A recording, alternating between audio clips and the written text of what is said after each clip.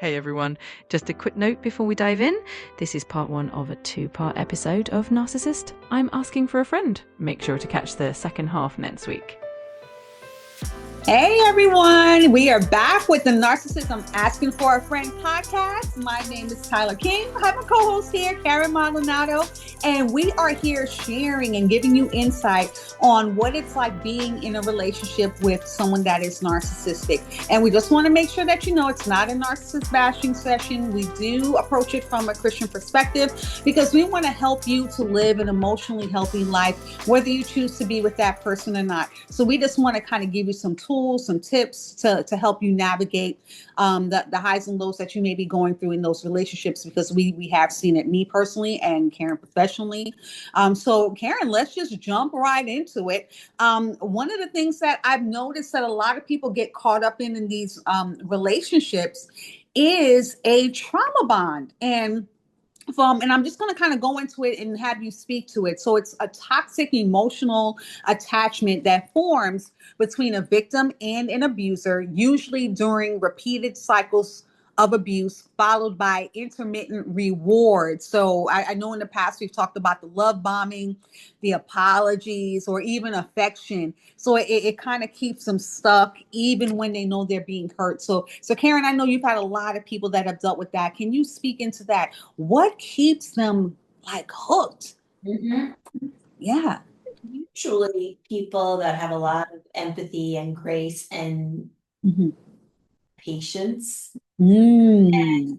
So what'll happen is, especially if it's, subtle in the beginning of the relationship, which is usually the case, they will, Right.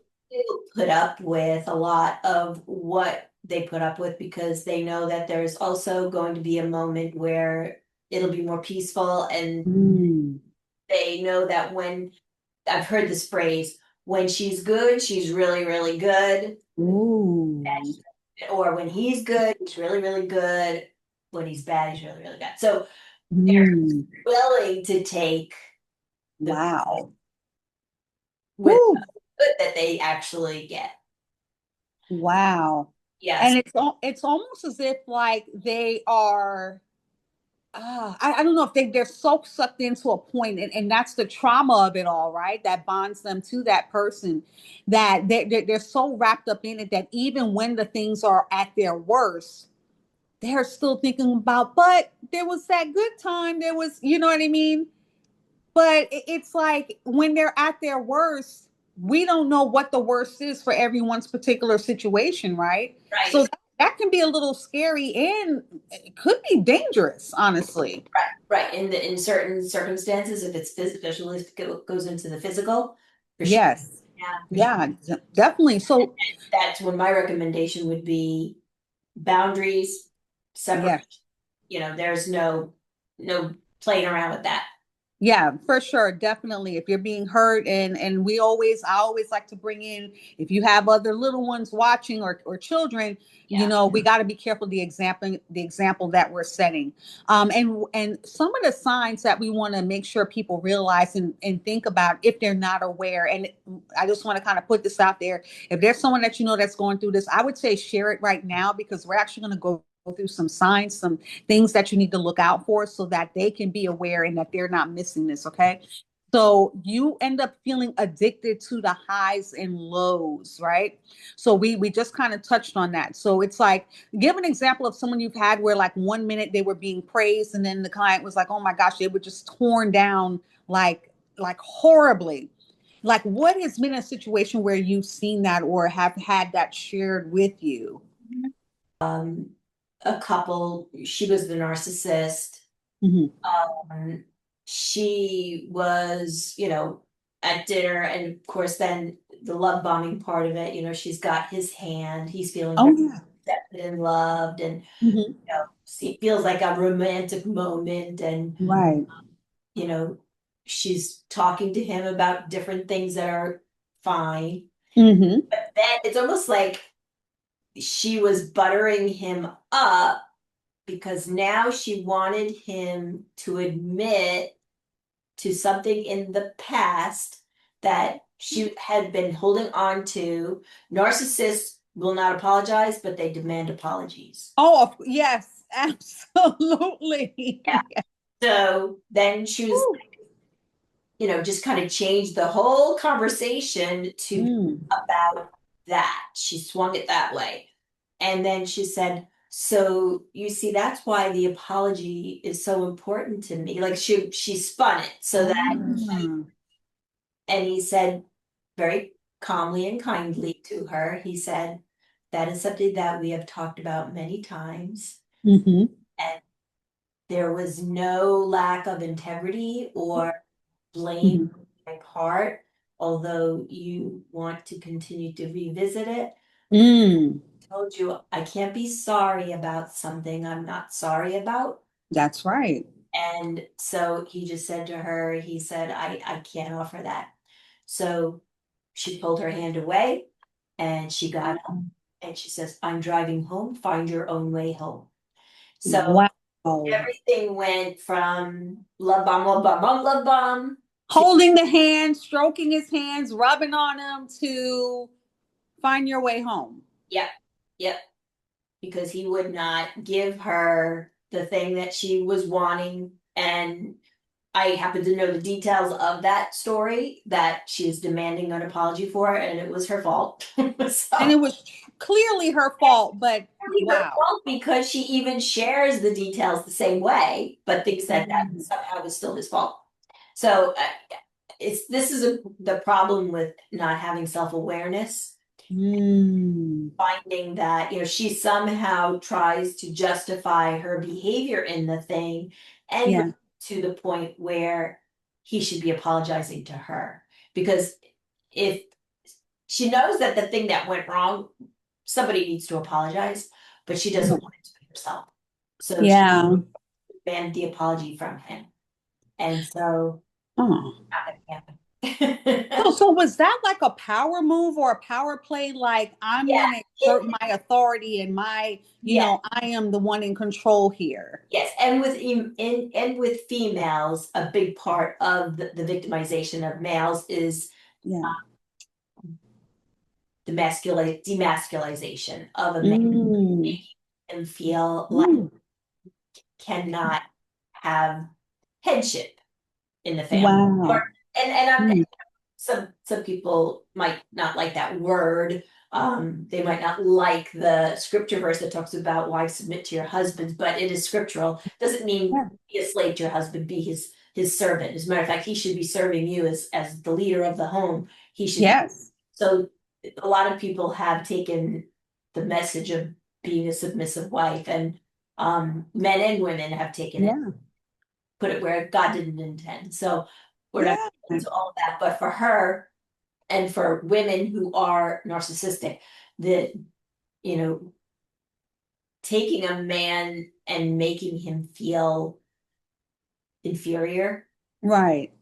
is one of the things that they will do. I mean, I have a couple that I know where she won't even allow him to stand. Sorry for if it sounds a little bit crass, but it's the truth of the situation. He's not allowed to pee in the bathroom the way that A man would. would pee. Yeah. And there's so much there because and for you guys, for you brothers out there, I need you to hear what she's saying, because if you have a woman that's treating you less than a man, and she is trying to almost trying to reverse the roles, is what I'm sounding like the demasculation, and trying to assert herself as as almost like the roles are just totally being reversed. And I look at things as when you're looking at scripture and how God intended things to be, he intended it to be that way for a reason. If he wanted women to be the head, he would have clearly, God's pretty smart. I think he would have made it that way. Yeah. Right. But clearly he made man first. And we are to be the helpmate, and we're supposed to respect our husbands and the man that's in our life. If we're with him, if you can't respect him, just don't be with him. Don't emasculate him, right? Don't do that. Just leave him, because it takes things out of order. That person, that guy does not deserve to be treated that way. And Right. um that is a true narcissist. Oh my gosh. Like I'm so glad we're touching on this because we really talk about these things.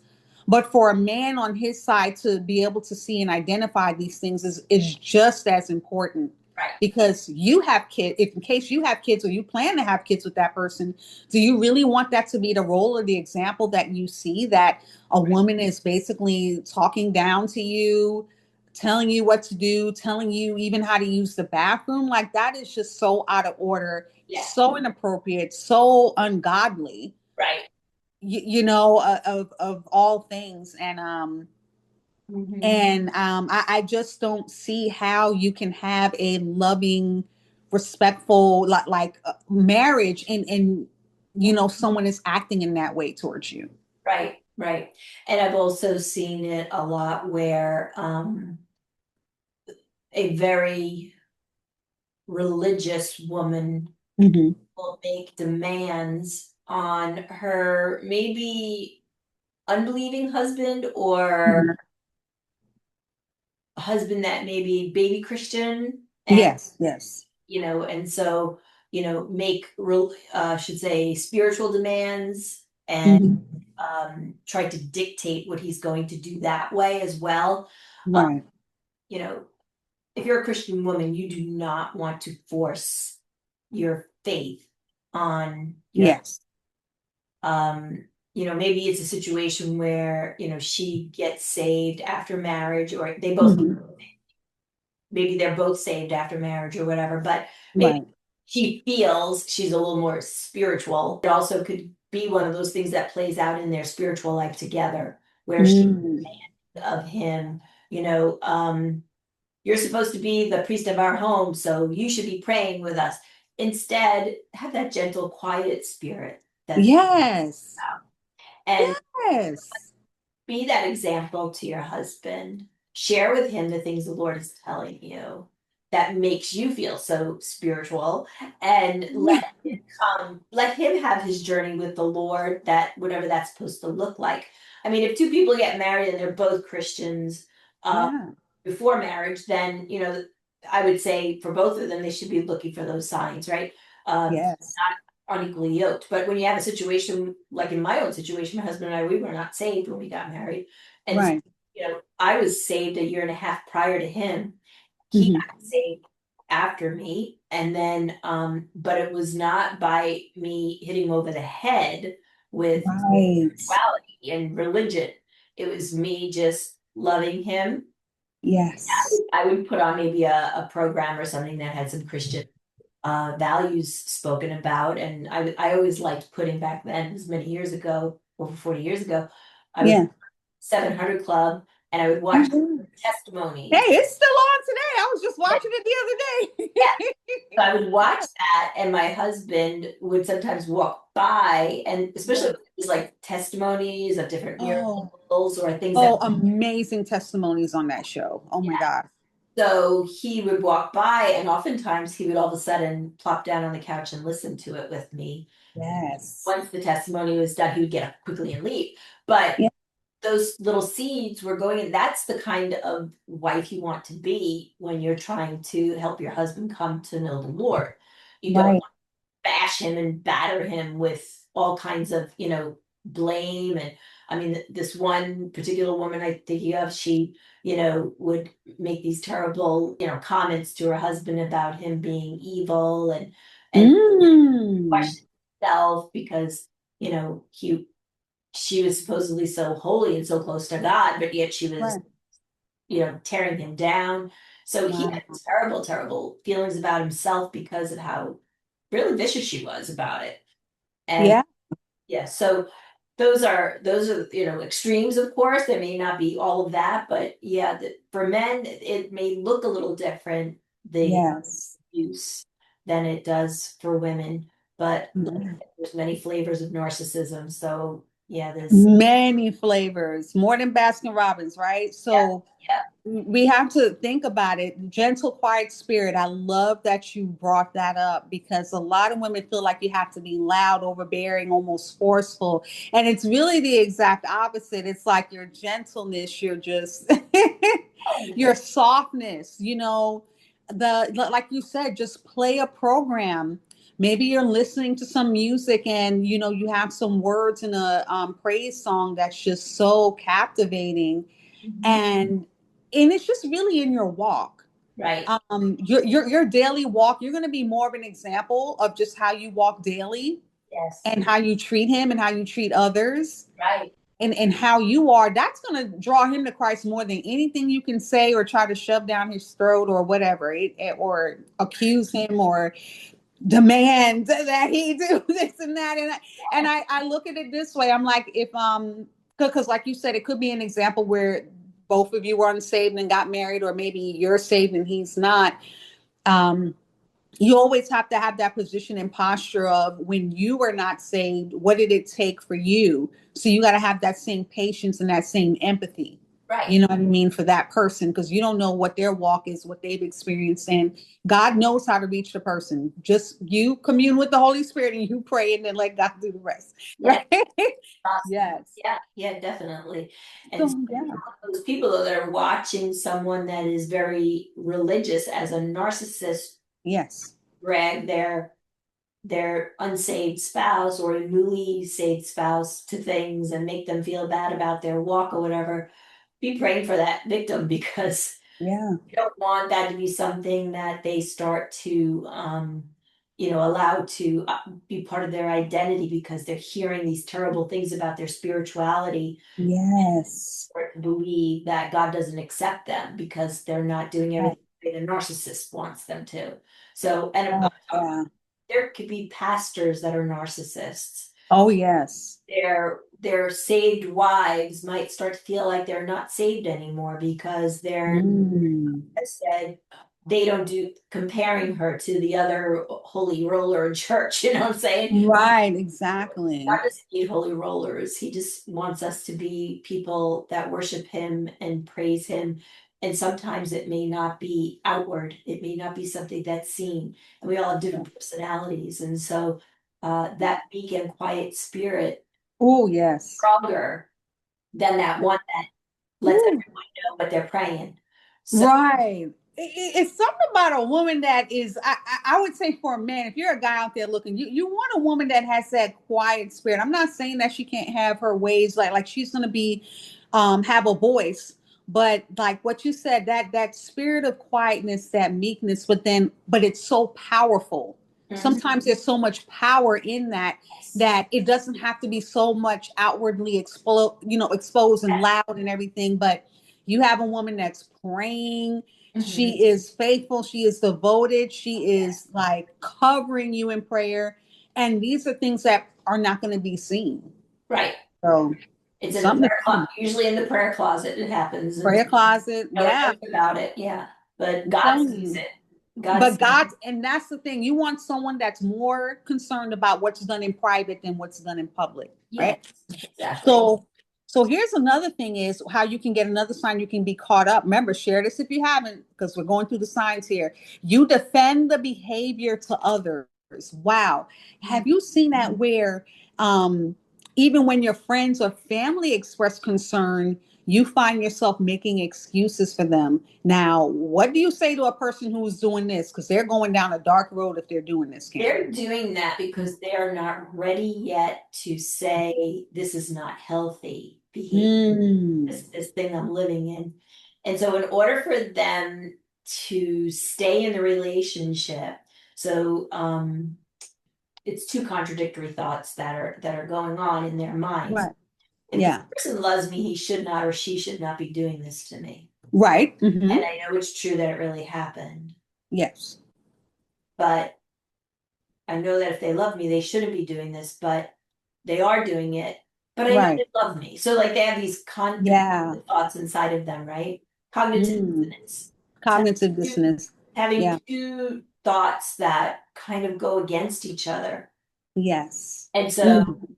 if I accept so that what they're trying not to believe is that their situation is bad and their spouse is bad in some way. They don't want Right. to believe that, right? So That's right. if they don't want to believe that, then they have to go back to this thought. My spouse is Yeah. really good. My spouse is wonderful, and I'm in a good marriage, Right. but there's things about it that aren't perfect. So it's Mm. true of most marriages that not everything's perfect, right? But No marriage is perfect. No, right, absolutely not. exactly, exactly. So because of that, the person is kind of like, so now they know in their minds there's really a decision to be made, Yes. but they're scared to do it. Mm. They love the person too much and they don't want to do it. So if they Right. don't want to do it, then they have to protect it because the family and the people around them are going to push them to go for help, get counseling, do whatever. Right. They have to minimize the problem as much as possible. Oof.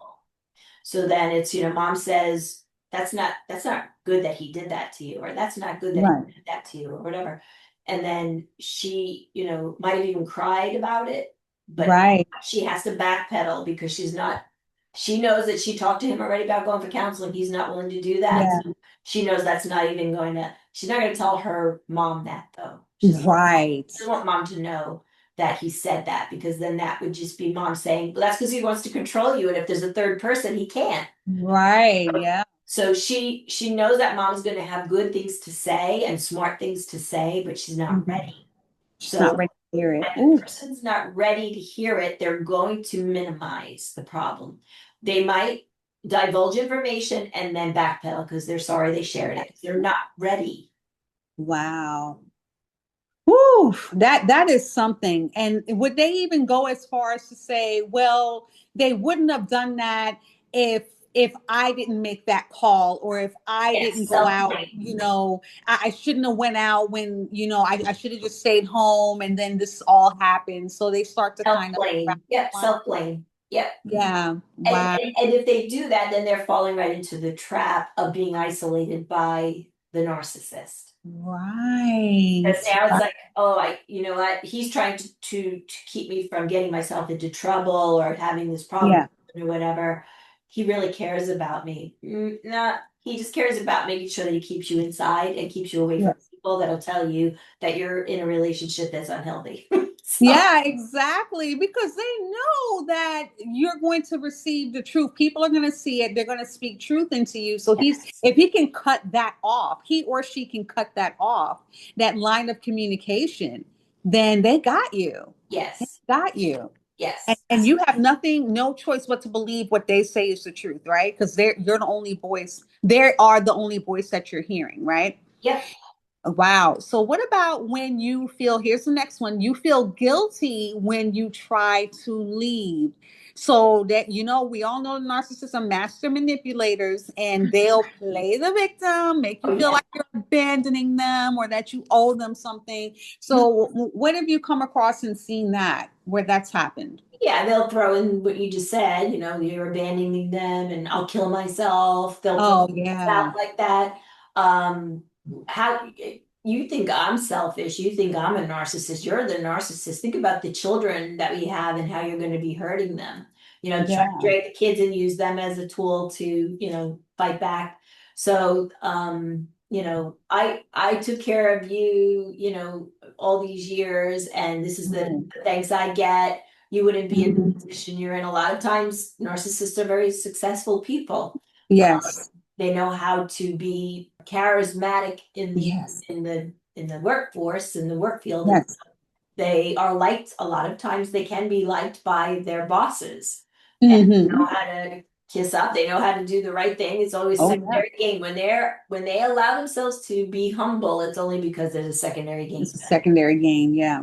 So now, Mm. okay, so I've got the job, I've got, the image that I wanted to create, and now you wanna, blow that up for me. You wanna, wreck my life because Right. you think, I'm wrong and you're not perfect. And, so there's all kinds of, head games that'll be played then at that point. Yes. Yes. And then they try to accuse you of even some of the things that they're doing. So like let's say you're leaving because they're cheating, or there are just certain things that's happening, and then Mhm. they try to say, well, it's almost like they try to flip the script on you and try to make it seem, well, I stood by you and I did this for you and I know you were doing something even though they know you weren't doing anything. Right, right. They'll project their own, Protecting. yeah, their own sins, let's just say, Yeah. onto you because they're trying to, you maybe don't have proof that they were cheating, or maybe you have some text messages that show Yes. that they've got a roaming eye or whatever, but you don't have proof maybe. Right. You're tired of it because it's happened one too many times, so you're ready to, get a separation going so that you can Yeah. get free of this anxiety. Because anybody that feels like their spouse is, possibly cheating is going to be walking around with a ton of anxiety. And Oh my gosh. yeah, You're walking around with a heavy, how can I say this? Like your mind is never at ease. And if anyone has been in the situation, you know exactly what I'm talking about. Your mind is never at ease. Even at night, you can't even sleep at night because you're getting up, you're looking for stuff, you're looking through bags, you're looking through drawers, you're looking through yeah, cars, you're doing, yes. and like it's a constant like turmoil, like no peace. Checking. And really the thing that you want to, when people do that, because I'll have clients that'll say to me, she checks my phone, and I'll say, well, okay, here's the thing. If you didn't show her that there was a reason to need to check your phone, she wouldn't be checking your phone. That's right. And so she's checking your phone. She's got some type of intuition about this, that there's Yes. something that's not quite right. But she doesn't want to check your phone to catch you doing the wrong thing. She's actually wanting to check your phone to catch you doing the right thing. Right. It's It's true. not, yeah, she's got a ton of anxiety, and what's going to help that anxiety come down is for her to be wrong about what she's To feeling. be right, to be wrong about all the thoughts that are going Yes, through his or her head, right? yes, yes. That is so So true. yes, and she feels like she's crazy until she can actually find something that says to her, he's doing the right thing now, you can calm down. And then she, Right.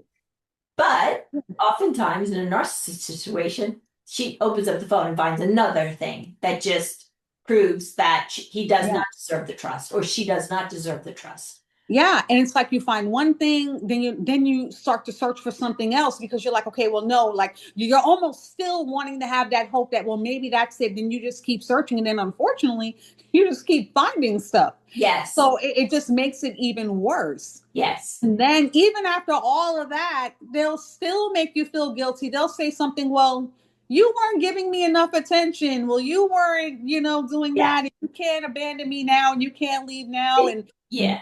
you They know, throw that out. Yeah, they throw that out usually when they get caught. yeah, They exactly. throw So that out. it's like caught, oh my gosh, now, but yeah, but you weren't saying that like 10 minutes ago, Right. right? You were So, lying 10 minutes ago saying nothing's happened. Now I find this proof, and now you're giving yeah, me excuses for why you did it. You're trying to like, justify your sin. So no. Yeah. So yeah, it's all about, exactly. and It, this kind of stuff happens in relationships where there's not even a narcissist. that is so true. Yeah. So true. So we're helping you, even though you may not be with a narcissist. This is still helpful information. Yeah. So make sure you're sharing this and tagging people that you know need to hear this. All right, that's a wrap on part one.